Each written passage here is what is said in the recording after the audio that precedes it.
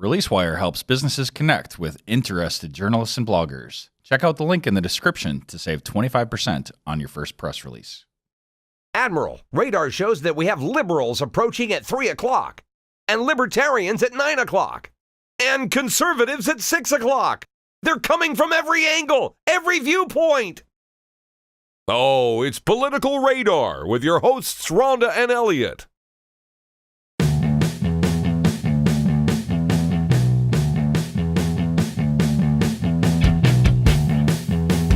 Hey, all you political junkies. Welcome to Political Radar, the best 30 minutes of unscripted and uncensored political talk you will hear all day.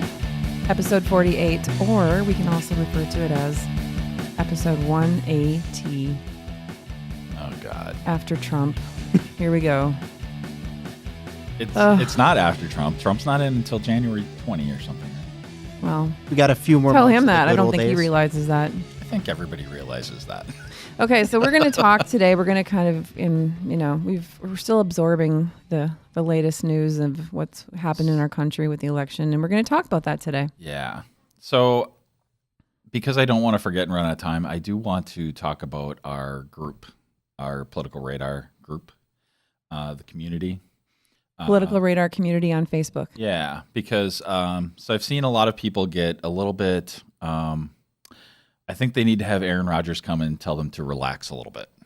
They need to be talked off the ledge. A few too many people are just dropping the "I'm out" as soon as somebody disagrees with them, and I am confused by that. Okay, I'm going to give you some clarity on that. Yeah. That was not me saying that, but I'm not speaking for anyone. This is my thought. So I believe right now people are stressed. They feel defeated. They feel they've lost hope. To people that are obviously we're not on the side of supporting Donald Trump and everything else he brings along with him. I think a lot of it is they just feel like they need to do something. I've had so many people in the last, 48 hours, whatever, how long it's been. What can I do? What can I do about this? And I think that's, to some people, they're looking for some sort of statement of something to do. What I think they need to do? I think they need to get out of the echo chamber, though. They're just talking to people that agree with them, and they're not actually seeing. I don't think these people are actually afraid to talk to people that don't agree with them. But there is a line. There's a boundary. And some of that is, I think there's a certain amount of noise that we're allowing now because we took someone who was so offensive and belligerent and racist and sexist and all those fun things. And he actually is the champion for some people. And now let me finish my thought. I know you want to say something, but let me finish my thought. I think what he has done, and this is one of the things, I don't fear his policies, Donald Trump. He doesn't even have any fucking policies. Right. He really doesn't. I don't fear his policy. I fear what he stands for. He stands for all of the ignorance, all of the racism, all the sexism you can bottle into one person who now has the loudest microphone in the fucking world, and he's going to lay it out there every day as loudly as he can. I can't even talk. I'm so pissed off. He's going to do this, and this is what's happening. So you get these people that support him, and they've been given some sense of, you've got a blank check now to do this, and this is what's happening. And I think it's not. We're not used to hearing people be so blatantly horrible and racist. And when you see it, and you yourself want to have a conversation regarding something that's important to you, and then someone comes in and says, well, things were simpler back when everything was white. I mean, it's really hard to even gather your thoughts and how do you respond to something like that? So Facebook it's hard to articulate your entire viewpoint, right? That's part of the reason why I want to talk about it. And when people say when things were white, I think that they're using that as a little bit to incite, right? I mean, it's a little bit. By the way, when were things white? Because I mean, Sure. that comment's ignorant. I think that's a statement that says in the 50s or 60s or whenever things were better, right? And I actually don't think things were ever better. I think that America across the board is better than it's ever been. The thing about all of this passion and all this sadness and despair, that's how Republicans felt 8 years ago. So when I say they need to get out of their echo chamber, I don't see this at all as being any different than it was 8 years ago for the other side. Okay, well, People felt just incredible despair. They thought, we're on the way to socialism. we're on the way to socialized medicine at the very least.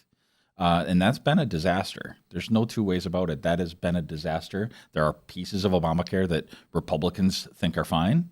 That stuff is not going to go away, but there are pieces, mostly the crony capitalist pieces where we're including the big insurance companies. That stuff should go away. Okay, well, Obamacare is dead in the water, so that'll be gone. They'll take care. They'll remove it. That is their agenda. That is their number one thing that they want to do. Almost every single and how can they not? Republican- How can they not? Because when the Democrats had both houses, they pushed it through. If you don't include the minority viewpoint, you're gonna get backlash eventually. It's really sad though. So the day after the election, I went and I got a cup of coffee, and the woman that I see on a pretty regular basis was serving me my coffee, and I said, "How are you doing?" I know she's a Hillary supporter. I know she had a stake in the game, obviously. And she started to cry, and she said, I'm so embarrassed, but I know I'm losing my health care. And so that is an issue. That is reality for a lot of people. It's already reality. It's reality now for many people. But not necessarily, because no, they were still able to have health care. Now, for people that it's not an affordable health care. It's not. All we did was change who it's not affordable for. That's all we did. There were people who were covered, and there were people that had insurance. And now there are people that don't have insurance. Okay, but for some of these people, that is night and day for them. They were able to. It's night and day for the other people too. It's just other different people. Which people? Middle class people who work 2 jobs to be able to afford insurance, and then they're penalized for making $5,000 extra, and they have to pay $10,000 extra because they don't get subsidized. And that's one of the issues, and that's one huge. of the things about the Affordable Care Act. That's a big deal. That they should fix. Those are the people that voted. But they shouldn't scrap it entirely. I don't think they're going to scrap it entirely. Oh my God, yes they will. No, because the if there's anything that has his name still attached to it, it's gone. The pre-existing condition thing, that is going to stay because everybody agrees that that's essential. That's not what I'm not reading that anywhere. Boy, I just saw was it on? I mean, I hope that's the way it is. So that's not what I'm. They had an interview, I think, on one of the news stations yesterday with the head of the Outagamie Republican Party, and he said, the pre-existing conditions, that's something that shouldn't go away, and he's the head of the party. He's not in office. No, I get it, but I honestly those are big deals, and they're not going to go away. They're popular. It will be very interesting. And the 26-year-old thing, which I think is insane. Well, to see what they're actually going to come up with. Okay, so let's discuss in general some statistics, some numbers, how Wisconsin ended up at the very end of everything. Really making a big difference in the outcome of this election. Well, it boils down to a third of people didn't vote. So 46% of people didn't vote in this country in general. I thought it was closer to a third, but that's fine. I mean, I'll take your numbers. That's insane. Why did so many people not vote? Jacob Jones, who is a producer of Political Radar and is a self-proclaimed socialist, is that accurate? Okay. I'm definitely a Democratic socialist. Okay, so he's here to talk with us about the election as well. I thought it would be fun to join in on this episode. Yeah. And so why did people not vote? Why do you think? Do you want the easy answer? No, whatever answer you want to give. I'll give the fun one. And some people will get offended by this, of course, but I've never cared about offending people in the past, so why start now? Both candidates were terrible. Totally true. 100% Absolutely. True. As candidates, as people, as dressers, yes. As what? I mean, what did they do that was so terrible? All three of those, you pretty much covered it. All right, so I am a Democratic socialist. I truly am. I was a big fan of Bernie Sanders. I voted for him in the Wisconsin primary. It was actually my first time voting, and I was really excited about that. So did most Democrats, by the way. And I think he was great, and I really liked the things he was saying. Hillary Clinton is not him. They do differ a lot, and she has no charisma. Okay, we're not going to debate candidates, right? Because people are so sick of hearing about that. Let's debate the numbers, and why do you think that Wisconsin went to Donald Trump? But I think that's an important reason. Yeah, it is. I think on the Democratic side, people were really disheartened by Hillary Clinton And the process. and the process. Wisconsin went to Bernie Sanders. We, as a state, decided that Bernie Sanders was the one we wanted, and the Democratic Party said no. The Democratic Party did everything in its power to make sure he did not win. And that's not some crazy conspiracy theory. That happened. But I don't think they did everything in their power to make sure that she won. I think they did. Oh, no, I don't think so at all. Not a bit. Let's talk about this. So Bernie Sanders won in the primary. In Wisconsin. Right? And Donald Trump did not as well either. So Correct. he actually, Ted Cruz won. So now we have... right there, I think that explains why a lot of people didn't bother voting. Okay, no, let me get to my point. So Donald Trump, knowing he didn't win in the primary, came to Wisconsin 3 times. He came to, he was here quite a bit. He was in Green Bay 3 times. Possibly he might have been here even more so, even around the state. Wisconsin's one of the states that he was in the most. He was standing on stage with Scott Walker. He did a lot of things with him. He made sure that people knew that he and Ron Johnson were buddies. Right. Okay, so that's the point. So when you know you you didn't win, the primary did not go to you, you spend time there. The Democrats, I don't know if it was her situation, what it was. Why wasn't she here? She sent Chelsea. She sent Tim Kaine. She sent, who's the other surrogate? Oh, Bernie, right? Why do you do that? So that these people come back and they see Bernie and they're like, that's right. That's exactly why I'm not voting for that bitch, because of I love you. So what was the strategy? I'm so confused by the Democrats in general. What did they do? If you went down the ballot and you looked around the nation and you saw that everything was going red, everything from president to assembly to Senate to register of deeds to local, everything was going red. They did not spend enough time. They didn't, if their resources were there, I don't know what they were doing with them, but I cannot believe she didn't come to the state where she actually lost. Not once.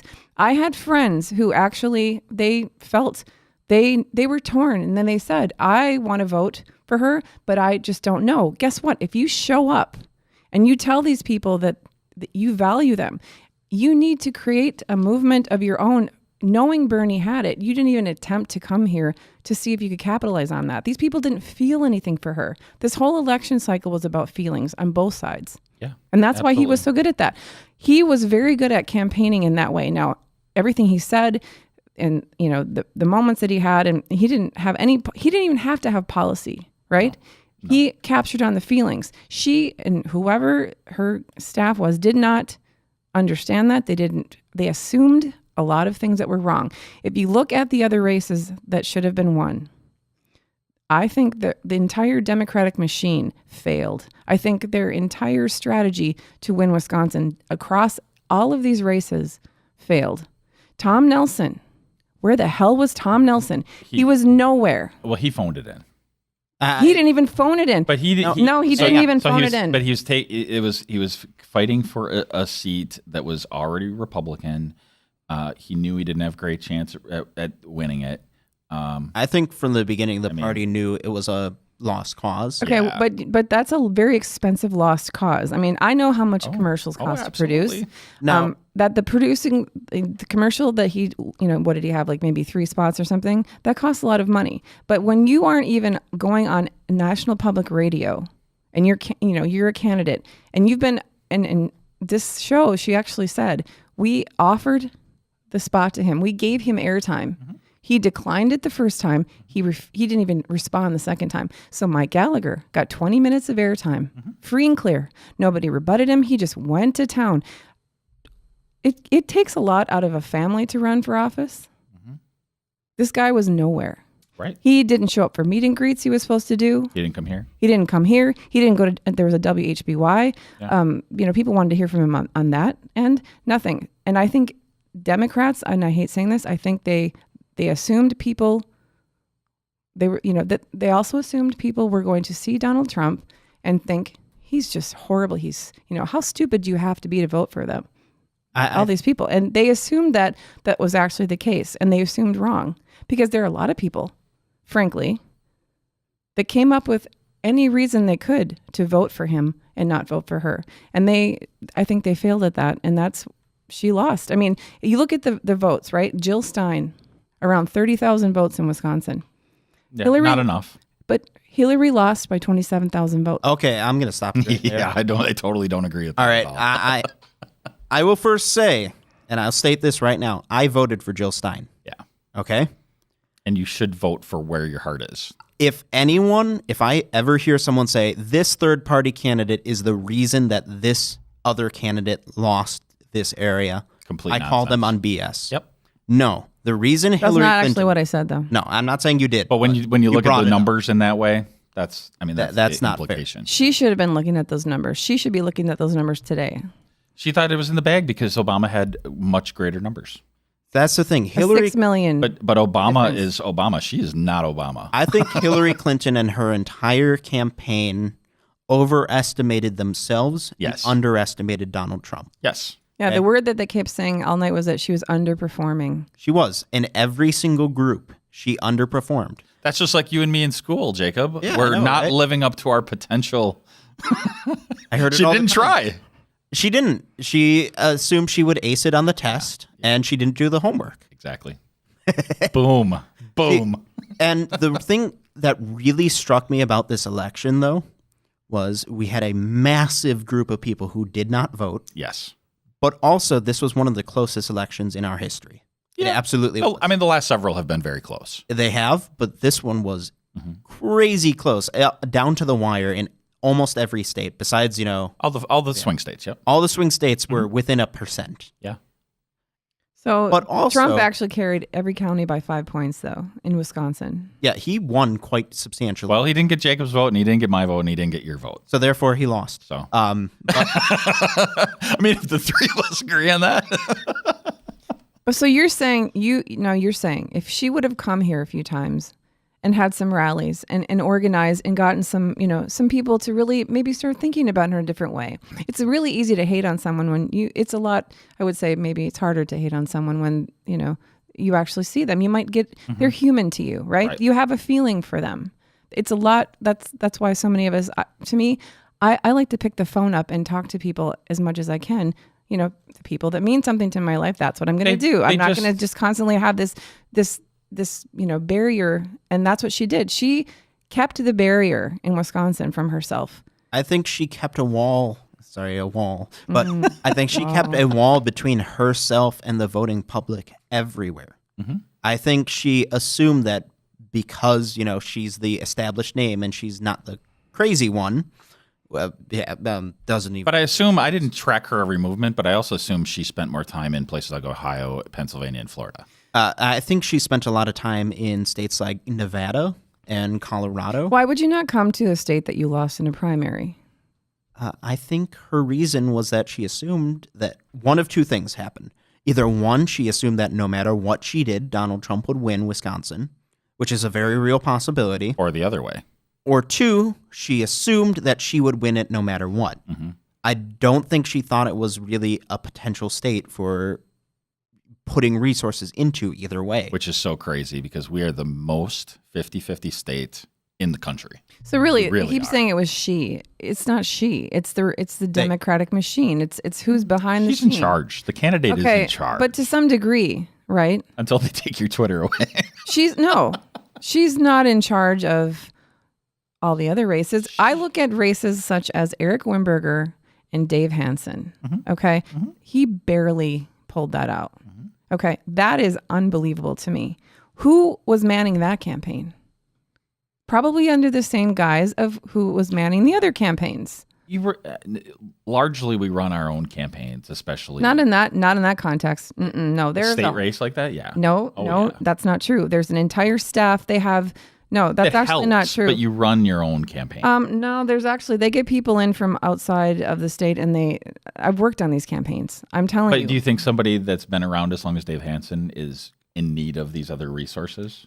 Clearly, Well, yeah, but I mean, do you think he thought that? right? it doesn't really matter at that point. You have people that when you run for that type of office, you have a lot of money invested from people that have they're relying on you to Well, win. I think that what we noticed though is they didn't do anything. So It's also important to note that with not even considering the presidential race, in Wisconsin, almost every single race, the Republicans outspent the Democrats by a large amount. In Wisconsin or In everywhere? Wisconsin. Okay. I mean, that's looking at the race surprising. between Ron Johnson and Russ Feingold, it wasn't that big of a gap between the two, but No, it was a lot of money on both sides. Ron Johnson's campaign spent more. But if you look at something like Mike Gallagher and Tom Nelson spent less than half of what Mike Gallagher's campaign did. Mm-hmm. And, that might just be because I don't know though. See, knew it was I'm a not going to losing even let battle. money decide that race. Tom Nelson's campaign, I think, was they were absent. Yeah. I think the production value of what he put out there was horrible. The production value of what Mike Gallagher put out there was amazing. It was their message. Republicans are very good at getting their message across. They're very solid. No, they don't. I think sometimes Democrats try to, we over-explain. We don't get to what people are feeling quick enough. That's As- broad a brush. as Obama was good at it. I mean, as much as I don't agree with Mike Gallagher politically, I have to congratulate the man. He ran a really good campaign, and he connected with people. And as someone running for office really for the first time, he did almost a perfect job. And, I don't agree with him, but he did a really good job. And I see him having a big future in politics and being a big name. Oh my God, yes. People they want to feel that you want the job, right? absolutely. And you can feel that. When somebody Absolutely. wants the job, you can sense that. You can feel it. And I think especially in, the smaller races where you have, they want to feel like they have access to you. If you aren't around, if they can't even hear your voice other than what's on television or on social media, that's a problem. And I don't know who in the Democrats decided that they wouldn't push that. I mean, if there's ever been a year to be on your A game, right? This was the one. And this was not the year that they were. They were not at all. And so I'm hoping that they're going back and looking at, wow, we really got our asses kicked across the board all over the country. Now, It's very obvious. I have a question for you. And this is a heavily biased question, so prepare for it. I do know Elliot's answer already, but I'm mainly asking this to Rhonda. Am I that transparent? Oh, yeah. Yes, I am. Rhonda, you're a very, very pro-Hillary supporter. You've supported her from the beginning. I voted for Yes. Bernie in the primary, though. Oh, interesting. I did not know that. I didn't know that either. Interesting. Interesting. I'm a complicated girl. Sounds like if Bernie Sanders had been the nominee, how do you think the race would have been different? How do I think? Yes. If it had been Sanders versus Trump, I think he would have won. I do too. Well, it's hard to say that that's not the case. I do know one thing: he would have come to Wisconsin, obviously, And he would have won. He would have won. He would have Wisconsin. won Wisconsin. I can imagine he would have, especially when the vote was that, it was such a small amount of people that needed to turn around and do More that. people would have come out. And that, Absolutely. And that was the Democrat problem in Wisconsin. Not enough people Democrats came didn't out. come out. I don't think the Democrats really understand who they're really serving necessarily sometimes. Well, I don't know. If I have soda to sell, Coke or Pepsi, I'm going to target all the people who aren't drinking any soda, don't have any brand allegiance, more than I'm going to try to persuade Pepsi drinkers to switch to Coke. And I think that's this problem. Like, there's all these people that they want to be involved. They're just disenfranchised. Everybody wants and I to think be that involved. Democrats as a whole, I think they assume, and I hear people say this all the time, they'll say things like, wow, really? People think that way? I think we're in some sense of a bubble where Yes. there's a lot of very smart, educated people in the Democrat bubble. Okay, every once in a while, there are a lot of non-educated people too. there are, but the point is, I think sometimes you have to think about, and I do think part of the problem and what happened and why Trump did so well is they underestimated the amount of people that really, the light bulb's not blinking, it's not home, and they don't need a lot to sell the vote, and they just assumed that those people would never vote for him. There's, we look at elections in our local government. Oh, let's reference one that was maybe a year and a half ago, the mayor's race. Okay, very clear difference in the in the candidates of Right. who should be mayor. Right? We had Tom DeWayne, we had Jim Schmidt. At the end of the day, it's a very clear choice. For most people, they were saying it was such a clear choice and it was so obvious, they didn't even go and vote. And he almost lost. Mayor Schmidt almost lost. So the voter apathy that comes with people assuming, I hope this is the last year that the Democrats assume anything. I think the other side made some assumptions too, and turnout was lower over there too. It was across the board. It was lower. It's just that it tipped a little bit against Hillary in this. Now, case. my question with that is, for the most part, we saw a lot of independents when they were in their ballot boxes, especially, it's a fact, white men. Yeah. They had their two options, and they picked Trump. Okay? And they're not the only group to do so. There are people from any demographic who voted And you're for talking over Gary Johnson. Yes. Right. Now, why do you think they chose Trump over anyone else? What part of him was what grabbed so many independents? Yeah, you kind of hit on part of it. They only felt like they had two choices. So they're like, well, him or her. But his name was there. It's right on the ballot. Something I've found. Totally true. Something I found just listening to interviews with Trump supporters is they don't care about his policies. No. And they don't care about the things he's done that honestly are terrible. They want change. They're like, I don't even care if the change is bad. I just want to change. Exactly. And a lot of that's the same sentiment that Bernie had too, though. Right, but I think it was a different reason for change. Yeah, I don't think it's even change. It's a lot of the same people. No, I hate to tell you it is. I mean, it's just proof in what happened. What Donald Trump did for men, and I've witnessed this. It was that inner animal pounding on my chest, and it was like the whole machismo vibe of like that is what he channeled that, and he really capitalized on people feeling that, men feeling that. Well, they do. They do, but it was like on steroids. Okay, but they do feel that, and he was able to capitalize on that. So rather than calling all those people names and saying they're uneducated, well, I mean, our country is what it is. So we have to work with who we have to work with. And if we want to educate these people, if that's the problem, then we need to work on educating them, not just telling them they're wrong. It'd be nice to have a candidate who actually is willing to educate them as well. I think that's the biggest difference between the two. And I know you said that there wasn't one, but that is what I could see over and over again, is that we have one candidate who rallies people that way. He rallies people in an uneducated way. Because it won the election. Honestly, we really don't even know what his policies are. I can't wait to find out. We really don't. The one thing that I watched all of the coverage on NBC while also following it online through social media and through all that stuff because, I'm a millennial and we like technology. Yeah. I also did that. I did not have my newspaper out. The one thing that I kept on hearing on NBC's coverage was it looks like another state goes to Trump because his message of jobs resonated with people. Right. It was jobs. Even though he's not going to be able to do anything about everything I heard. Right. But why do you think jobs ended up being the most important thing for people? That's what I'm not saying it is the most important, but that's what NBC was saying. All the exit polls, people were saying jobs were the most important thing. Whereas Hillary Clinton's campaign was largely focused on other areas, on healthcare, for example, or the environment. And that's where I see the overlap with Bernie, because he's saying, I want to forgive your student loans. I want you to be employed, all you young people that are having difficulties finding jobs. There's a huge problem with this like lower middle class, unskilled workers for the most part who are having a hard time getting jobs. And I mean, to a point, I don't feel sorry for them. Me personally, I'd be a terrible presidential candidate because of that. But Trump was able to tap into that. So we talk about Gary Johnson? How did he end up at the end of the day?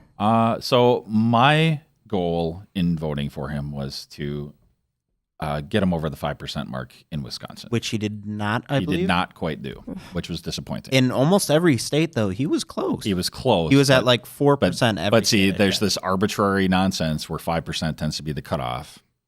So who makes that? Like, who actually decides? The Democrats and Republicans. Yes.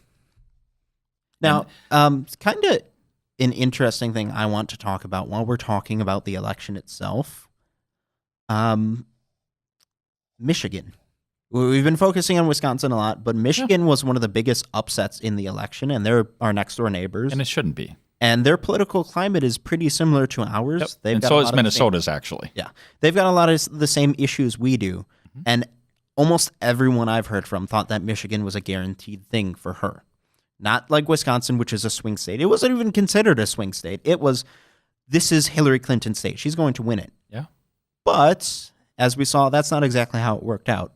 Why? Well, the Democratic machine across the board nationally. I mean, this all feelers back to one area that really sends the marching orders out. Like that's how it works. And I feel that that's what happened there as well. And if you look across the board, and again, I was watching the results coming in across the nation, that is what you were seeing. You were seeing all of this. It was just red everywhere. Well, but the polls did not reflect that. So why were the polls wrong? Okay, so there was an entire, I don't remember the show. It might have been Joy Cardine this morning. They talked about polls. And because that cost me my bet with Phil. Okay, right. Because the polls really are just what they are. It's like what's going on that day. They take a poll, right? Next day, the news cycle has changed. People shift how they feel. The poll that they put out there isn't necessarily reflective on it's not real time. Polls are not real time, and that's what they discussed, and that makes sense, right? Because it would make sense except for the exit polls asked people when they made their decision, and they all said they made their decision in September. Mm-hmm. That's probably okay. You're relying on someone to tell you something that could have been a lie, and it's also random. So can polls, right? So the polls that they polled to get the exit poll could be. So can we not rely? I felt this way for a long time. Who relies on polls? Really? Well, however, with the polls, we even saw in the past couple of weeks them get closer and closer together. Yeah. And I really think that says something because it looks like they went, from being really far away to getting closer. Yep. But the question was, will they stay with that small gap in between them? Okay, so you don't think there's any part of you that believes that media has something to do with those polls, and they want people to tune in, they want people to check in, they don't want the apathetic They want it to be. person. They want it to be a horse race. They want it to be entertaining. They want to treat it like the Super Bowl. And so, who knows? There's like some mastermind, person behind there manipulating it all. That's why they all freaked out around 8:00. They're like, "No, it looks like it's going to be close." And I remember I had CBS on for a little bit, and they're like, "At no point was Trump ever ahead in any of the CBS polls." So they were.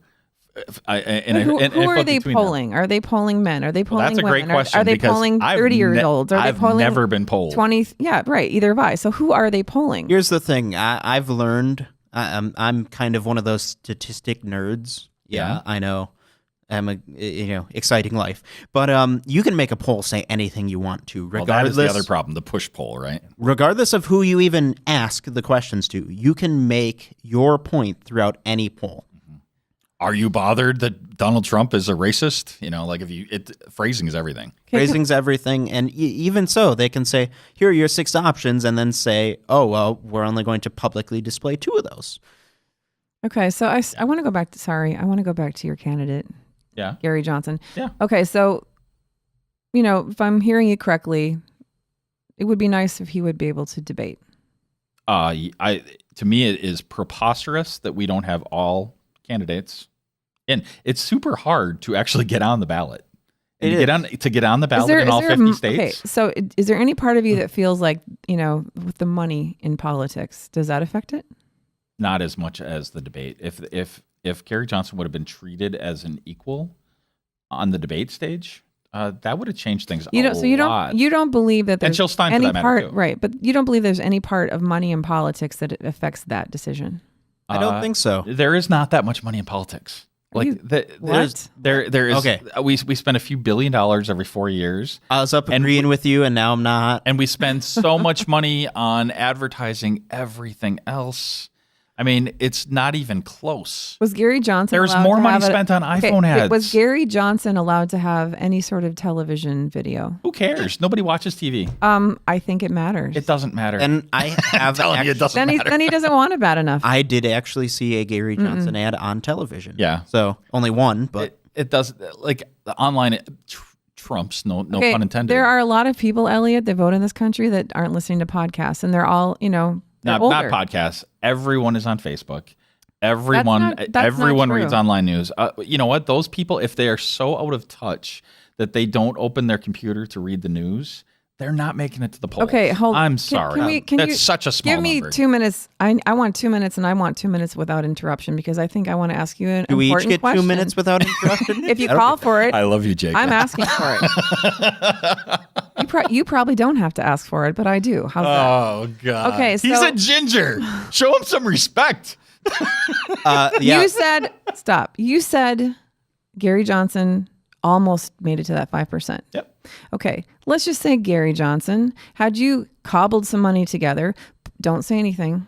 You put together some television video for those, senior citizens that don't actually open up their iPod, you said their Facebook. There are plenty of senior citizens that vote that are not on Facebook. Okay, those people vote like crazy. Mm-hmm. It's entirely possible that he could have gotten to some of those people by investing a little bit more, being a little bit more savvy. He could have actually had those people and he could have gotten to that 5%. Tell me that's not possible and that isn't something he should be thinking about doing. And I'm not even just picking on him. I'm just saying in general for these candidates that are libertarian, I know there's like some, soul searching inner thing where you don't want to really go with the machine, but yet you kind of have to play along with the machine in order to play with the machine. Mm-hmm. Isn't there a possibility that if he would have done something like that, if he would have had a bigger presence, some of those people might have, because, the whole conversation was the lesser of two evils. Then there's this guy who we're seeing, hey, who's that? I don't have Facebook because I'm Arnie and I'm 75 and I watch TV. And now all of a sudden Arnie sees Gary Johnson on television. Okay. Right? Is that 2 minutes? I don't know. I wasn't timing it. Okay. So there are but you know what I'm saying? two aspects of that, and then I'm going to let Jacob talk. You know what I'm saying, right? The money is such a small piece. People that are so stubborn that they are unwilling to open up their iPad or open up their computer to read the news and get educated, they're so stubborn, so set in their ways, a couple 30-second ads is not going to change their minds. And that's actually not true. The people that spend $10,000 on these productions, they don't throw that money down for no reason. They actually research this. It matters. It does. Maybe. I can see that matters. He didn't have the money though. Even if you're saying that he didn't have the resources. Money's one of the most important factors in politics. I don't think it's the most important factor. It is a factor. It is definitely a factor. Well, I think television, if we think television's important, then I think that the television networks that get to use the public airways, a lot of the money should have to talk about all the candidates. A lot of the money in politics, where does it come from? It comes from corporations, okay, as much as some people really don't like that. It's a fact. And the wealthy. Well, if you're, a really well-off person in Wisconsin who's got a couple $1,000s in your pocket burning and you want to give it to a candidate, you're going to give it to Hillary or to Trump. Exactly. Are you going to give it to one of the ones that have a really high chance of winning the election, or some guy who has no chance of winning? Okay, but these people know how to, for the most part, the Democrats didn't know how to finish the job, but they knew how to get to the table. And that's my point. I think they need to be better at that. Libertarians need to be better at that. Well, why does the media not mention the third-party candidates? They should be mentioning them every time. If there's a race, why do we only take He's willing to debate. I think that he would actually be able to be mentioned. If he was willing to debate? If you're willing to debate, then you're willing to put it out there what you need to do to get that 5%. Who wasn't willing to debate? Here's the thing. Logistically. Honestly, I feel that this election was one of my memory of recent elections, most active times for third-party candidates. They did the best. Gary Johnson was very out there, I think, as he could have been, given how the system's built against him. Right. And Jill Stein was also very public and out there. Yes. And even then, because of how the system is built and because of, people not liking third-party candidates because they don't have an R or a D next to their name. Just tradition. There's no other excuse for it. Neither one of them did that great.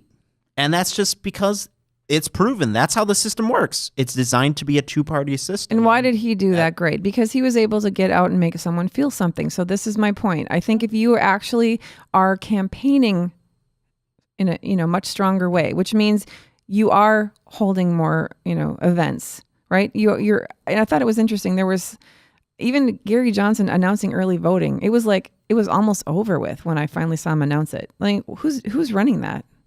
I think there's right. I thought that was strange. There's a piece that they're missing it. Rhonda? They really could capitalize on this. And I do think he could have gotten to 5%. if he was more visible. People they want to connect with these people somehow so badly. If he was more visible, if you could hear from him, there wasn't But a the presence. problem, so third parties automatically have fewer resources. So they have smaller teams. They don't get federal funding if they don't get that don't. 5%. So let me ask you this. Why did Gary Johnson not talk about that? He talked about it all the time.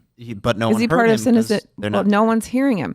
That's what I'm saying. So unless I'm a person again that goes online and you're so tapped into it, I think you're so tapped into Absolutely. But if you're going to run a successful campaign, which we see with Hillary, you have to go to the people that are not tapped into it. Right. I have a So I question think for you. there's two pieces. I mean, so if you're saying the money needs to be equalized a little bit, I can see some merit in that. But I also think that media, especially the public airway media, PBS, ABC, CBS, Fox, everybody who gets to use the public airways, I think that airwaves, I guess. Airwaves. Airways is like airplanes. And I think they should be required to do that. Like, I don't understand how you get to have a story after story after story after story on Trump and Clinton. If he would have reached 5%, this would be a different conversation, right? I don't even think so. Most of it won't be, because the 5% is all about next time, right? Yes. So Right. hitting 5% is all about next time. Everything is about next time right now, isn't it? Well, I mean, it's always about next time. Now, my question, Rhonda, is directly for you.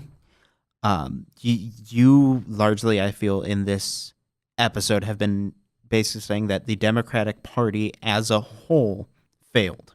Yes, they did. Okay, I agree with that. Yeah. But what personally could Hillary Clinton have done better in this campaign to give herself a better chance? She could have come here and actually looked people in the eyes. I think that is so powerful to have a candidate that actually looks at people and talks to them. We need that right now. That's what everyone needs. This is such a huge decision. You want to see that person looking at you. Even if it was a matter of 20 minutes. It's 20 minutes of this person looking at you, and there's a human element that I think you get when you have someone in a room. I meet people in person that on social media, I want to strangle them. Absolutely. But guess what? I meet them in person. Yeah. You're a human being. Stop pointing at me. That is the thing that, they kept saying she's cold, she's robotic. Well, guess what though? She's a lot less cold and robotic if we can see her. So She I looks don't know. at I us. think Elliot, you mentioned this before we started the episode, but her. This is like a marathon episode. Yeah, by the I way. know. How long Who is cares? this going? Whatever. Go 6 hours. I don't Oh, care. there's plenty to edit out. After the election was over and she realized she lost, she gave a speech, and there was genuine emotion there. Yes. That was the And- first time that we actually saw I watched a her human. get that speech, and I'm like, wow, she is a human being. Yeah. She should have been more like that throughout the election. And even that wasn't quite enough. No, But- it wasn't, but it was a step in the right direction. It was. And She would have won. After it was If too she late. would have had that personality. If she had given a little humility and Yeah. a little bit of emotion, Yeah. it really would have helped her campaign. I also think, okay, let's go back to the thing with Bernie and Hillary and why the Democrats failed. Not sending Hillary didn't capitalize on the millennial vote. Obviously, people didn't vote for her in that demographic.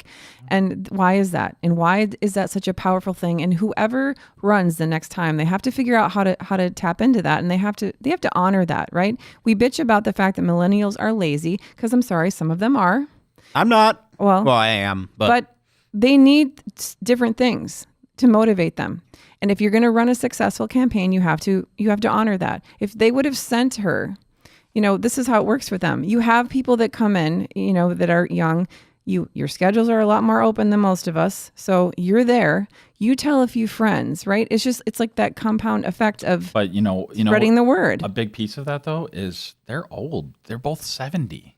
all right, but It doesn't here's even something matter. No, it matters a lot. Like if we look at Obama, we look at Bill Clinton, But we Bernie look at Sanders- George W. Bush. They were all like they were younger, much younger. So 40s something- and 50s. But you don't not take that opportunity when you didn't win in the state to begin with. When I was I sure. was first getting engaged way before our primary, when Bernie Sanders' campaign started rolling and getting momentum, is when I first found out about him and learned about him. Yeah. And you know what I did? Being the millennial that I am, I'm 20, so I'm right smack dab millennial. Yep. Absolutely. I went on Facebook Messenger and I talked to all my millennial friends, and I'm like, yo, this guy really digs us. He gets our message and he gets what we want. You should vote for him. And they did. Mm-hmm. But here's the thing. If Hillary Clinton had beat Bernie Sanders in a fair election, which regardless of your opinions, it wasn't a fair election. No, not even Okay. close. If she had won, I think she would have grabbed the millennial vote much more. Yeah. But because the election, regardless of how it actually was, it was perceived as her stealing the primary from him, she became the villain. I could sit for 6 hours personally talking with Hillary Clinton and having her be an actual emotional human being, and I still don't think I'd ever vote for her. Okay, but and that's all, you're thinking these things because it's all speculative, right? It's all speculative, but that's the thing with it.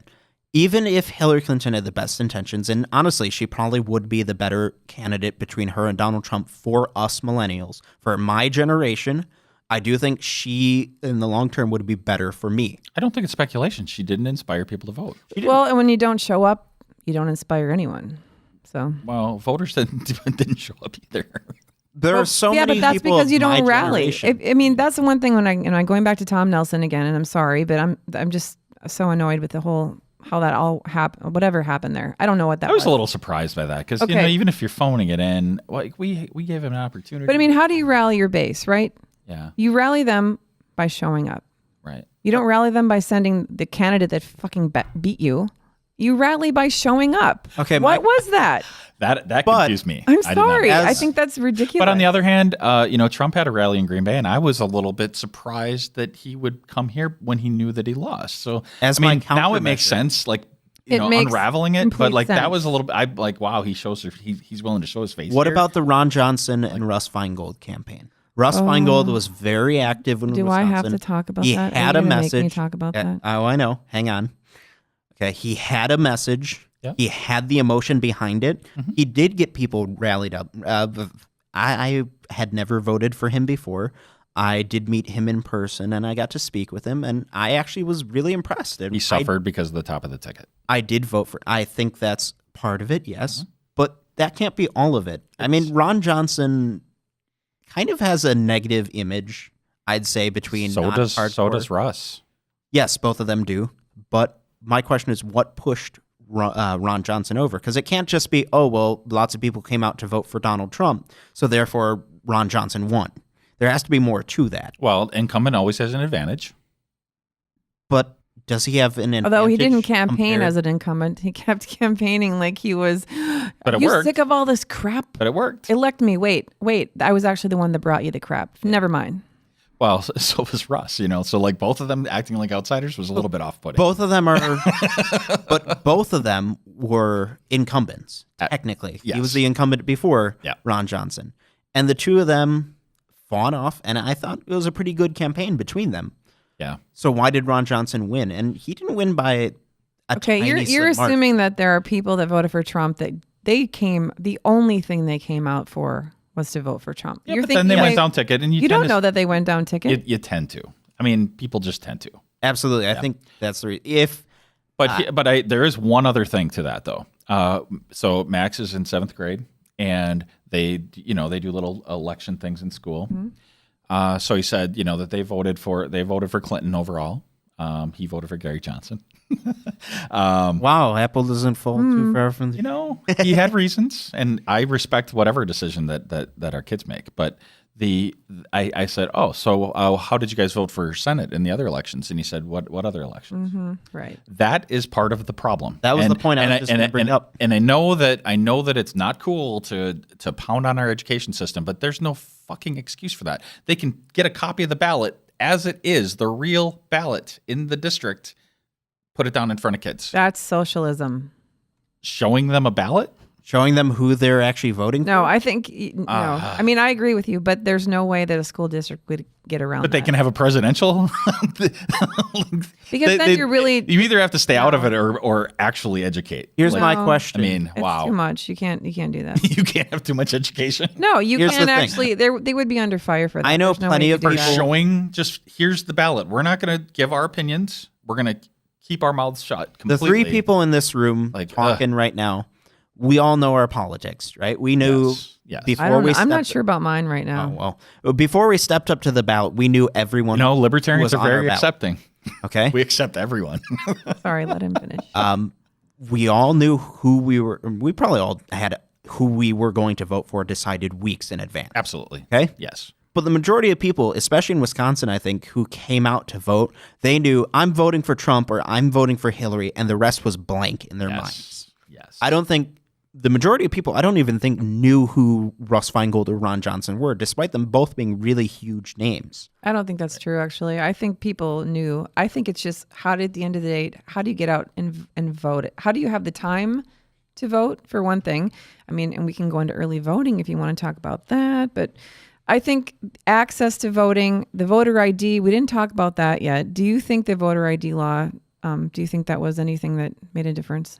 So it made a difference to us because, like I told you guys, Gina left her ID because of this, nonsense of needing an ID for something else. And so we had to, drive all across town to get her ID so we could go vote. So it is an annoyance. And I'm not sure. Like I really truly don't know. Because most people are registered and most people have an ID. So I don't know. I think the name of it is confusing for some people. It's like, what does that mean to them, an ID? There are other options that you can carry. And so some people don't actually even go because they don't have an ID, but you can use this or this. Right. It's not explained very well. And again, I think the Democrats did not... that was not something that I saw. There wasn't a lot of energy for that at all. To the point that I messaged you guys and said, so we do Right. have to bring IDs, right? I mean, I feel like I'm pretty plugged in. I wasn't 100% sure. Again, Here's my they thing. played it so safe. That's not cool. My age group, despite what the Republicans say that it's not targeting one group, my age group, especially in the past couple of years, because of our voter ID laws in Wisconsin, was severely hurt by it. And not because, we don't have IDs, but because it's a 1-2 punch. One, you need an ID, but two, in Wisconsin, it's actually really hard to get an ID as a first-time voter. Okay? No one talks about this, but I have family members and friends who had to go and apply to get their ID 8 times. Yeah, that's ridiculous. Wisconsin, see, the argument is it's fine, you just need an ID, it's not that hard, that's fine. I had no problem voting. I had my ID, and it went really smooth. Mm-hmm. Okay? But on the other side, there are many people who can't get their IDs because of our current system for getting them. If we make the system for getting an ID easier and more simple, then I have no problem with a voter ID. Well, look at the layout in the state legislature right now. I don't think that's happening anytime soon. And that's BS, and there will be a revolt as a result of that. I mean, that's the TikTok of our system right now. One side goes too far on something, and then people say, you know what, that's not right. So what and was the revolt. thing that the Democrats went too far on that made them...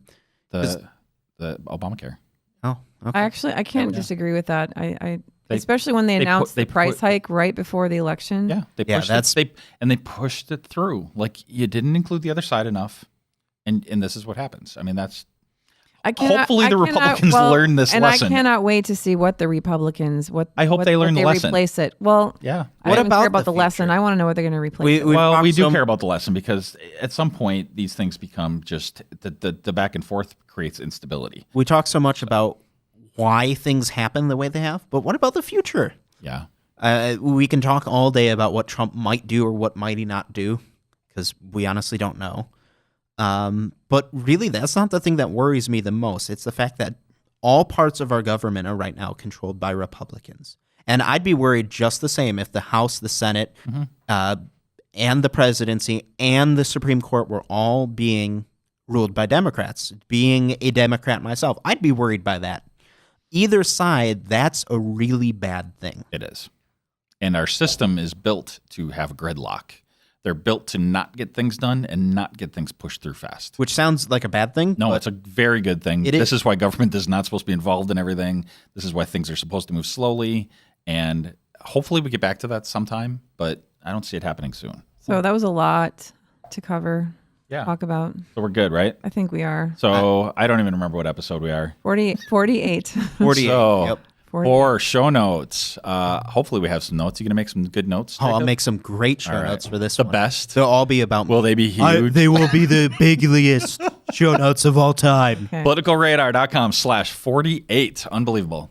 PoliticalRadar.com/48. And hit us up on Facebook in the Political Radar community. Hit me up on Facebook. Please send us some feedback, some comments. Please don't drop out of our group. Please try to just be calm. For everyone that drops out, 2 will join. So I hope that's true. But And, I hope it's people that are willing to have conversations. and if you guys like the succulent sound of my voice, Oh. Nobody does. no one does. I know. You can Except me. You can also find me on Facebook. You can yell at me on there. I'm part of the Political Radar community. You can call me on and go, wow, that millennial's an idiot. You can find me on Twitter. I'm NPCN Jacob. I also actually run and am a part of several other podcasts. Most of them are nerd things. But the one I'd recommend would be One Word Podcast. Both of our hosts here have been on that. And It's terrible. yeah, Elliot thinks it's terrible. Rhonda? It was great. I loved it. So One Word Podcast, you can find that www.onewordpodcast.com. And I'm at Sitnicow on Twitter, and I'm on Facebook. And I just want to say we would love to have some sponsors. Don't be afraid of attaching yourself to something political. I mean, because clearly you can be a complete clown and be the president of the United States. So it's all good. I'm never going to let someone tell me I'm underqualified for a job ever again. Because we had someone with... but Trump. Exactly. Okay, we're out. Bye. I have a call. Thanks for listening to Political Radar. To ensure that you never miss an episode, subscribe on iTunes or your favorite podcast app. To stay up to date, visit politicalradar.com or connect with us on Facebook or Twitter.